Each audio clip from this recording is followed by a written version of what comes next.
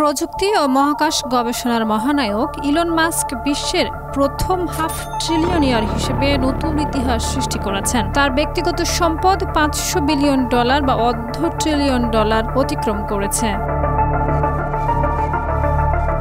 British সংবাদ মাধ্যম BBC 2 October এক প্রতিবেদনে জানিয়েছে, স্থানীয় সময় 1 অক্টোবর দুপুরের পর ফোর্বস বিলিয়নিয়ার সূচক অনুযায়ী মাস্কের সম্পদের পরিমাণ $500.1 বিলিয়ন পৌঁছায়। কালার এক্সপার্ট, জর্জ স্যাপ এবং মাইল্ড অন হ্যান্ডস টেকনোলজি সমৃদ্ধ অরিক্স ক্রিস্টাল ওয়াশ আপনার লন্ড্রি এক্সপার্ট। যদিও দিন শেষে তা সামান্য কমে আবারও $499 বিলিয়নের উপরে অবস্থান করে।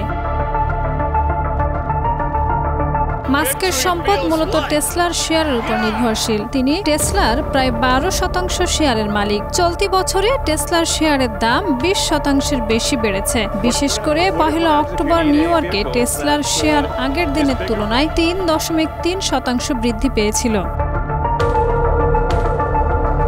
টেসলার ছাড়াও মাস্কের কৃত্রিম বুদ্ধিমত্তা সংস্থা XAI এবং রকেট নির্মাতা স্পেস এক্সের শেয়ার মূল্যের বৃদ্ধি তার সম্পদ বৃদ্ধিতে ভূমিকা রেখেছে। এই সফলতা তাকে প্রযুক্তি জগতের অন্যান্য প্রতিদ্বন্দ্বীদের তুলনায় অনেক এগিয়ে রেখেছে। ফোর্বসের সূচি অনুসারে বিশ্বের দ্বিতীয় সর্বোচ্চ ধনী ওরাকল প্রতিষ্ঠাতা ল্যারি এলিসন, যার সম্পদ প্রায় $350.7 বিলিয়ন।